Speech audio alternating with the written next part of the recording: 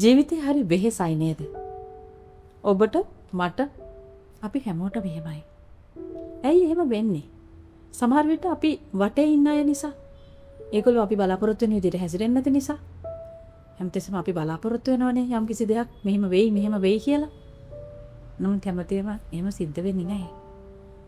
ඔය නිසා තමයි අපේ ජීවිතේට මානසික පීඩනයක් ඇති වෙන්නේ. අපේ හිතවලට ආතතියක් දැනෙන්නේ.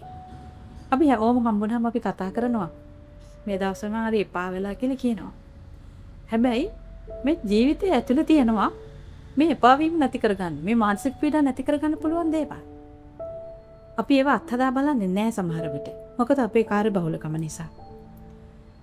මම කැමති ඔබත් එක්ක කතා කරන්න හැමතිස්සෙම අපි මානසික පීඩනයෙන් ඉන්නේ නැතිව මේ එළියට එන්නේ කොහොමද කියන එක. අපිට ඒකට ගොඩාක් දේවල් තියෙනවා. මානසික වෛද්‍යවරු ඉන්නවා, මේවට උදව් කරන අය ඉන්නවා, මනෝ උපදේශකවරු ඉන්නවා. හැබැයි මම ඔබට යෝජනා කරන්නේ අපි ළඟම තියෙන දෙයක්. කලාව. මාචාර්ය සරච්චන්ද්‍ර කල්පනා ලෝකයේ ලියනකොට අපිට කියන දෙයක් තමයි මිනිස්සු දුකටපත් වෙන්නේ මේ ලෝකය අපි කැමති විදිහට අපි ප්‍රාර්ථනා කරන විදිහට පවතින්නේ නැති නිසා කියලා. මහාචාර්යතුමා අපිට පෙන්වලා දෙන දේ තමයි එතනදී මේ අපි මේ දුක් වෙන තැනදී තමයිලු අපට කලාව වුණා වෙන්නේ. එතකොට මේ කලාව අපි හොයාගෙන යනවාද? නැත්නම් කලාව එදිනදා ජීවිතේ අපි ළඟම තියනවාද? අප තුල රසිකයෙක් ඉන්නවද? අප තුල කලාකරුවෙක් ඉන්නවද? අපි මේවා හිතලා බලලා තියනවාද? දැන් ගීත රසවින්දනය නම් හැමතැනම කතා කරනවනේ. ගීතය තමයි අපිට ළඟම කලා මාධ්‍යය. නමුත් මම ඔබට යෝජනා කරන්නේ ඔබ තුල සිටින රසිකයා අවදි කරගන්න කියලා. කාගේවත් රසිකත්වයකින් නෙවෙයි, ඔබේ රසිකත්වය තුලින්ම මේක රස විඳින්නේ කොහොමද?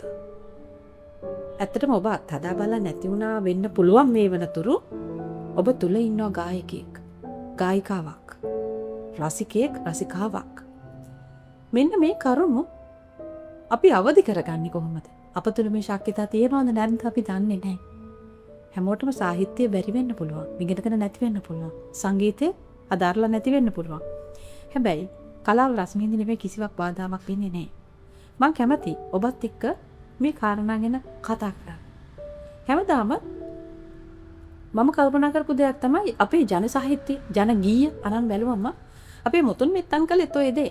විතර කරදරයක් ආවම ඔවුන් තමන්ගේ හිතේ තිබිච්ච හැඟීම් ගායනාවක් හැටියට ඉදිරිපත් කළා. එහෙම නැත්නම් ඔවුන් කතාන්තර හදාගෙන තව ඔවුන් ළඟ ඉන්න අය එක්ක මේවා බෙදාගත්තා. දැන් අපිට කිසිම වෙලාවක් නැහැ ඔය දේවල් කරන්න. හැබැයි ගීතයක් ගයන්න පුළුවනේ. ගීතයක් අහන්න පුළුවනේ.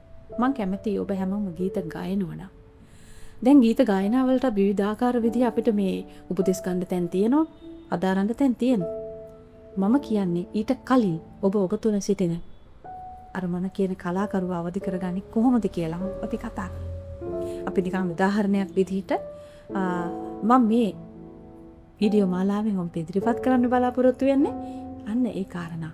අපි හිතමුකෝ නිකන් අපි සින්දුවක් අරගෙන කතා කළොත් අපි නිකන් ඉන්නේ වෙලානට අපේ මානසික තත්ත්වය ඊටාම නරකයි කියලා හිතන්න. ගීතයක් අහනවට වැඩිය මම ඔබට යෝජනා කරනවා ගීතයක් ගායන එක සාර්ථකයි. අපේ ඒ දුක් දෝමනස්යන් පිරිච්චේ හැඟීම් වලින් අපිට එළියට එන්න ගීතයක් ගැයීම වඩා සාර්ථකයි. ඔබට ගීතයක් ගන්න පුළුවන්ද බැරිද? ඒක වැඩි දියුණු කරගන්නේ කොහොමද? ඒක පස්සේ කතා කරමු. අපි හිතමු තනිවයි උපන්නේ තනිවයි මැරෙන්නේ මේ ඩිංගනී කොලම් නටන්නේ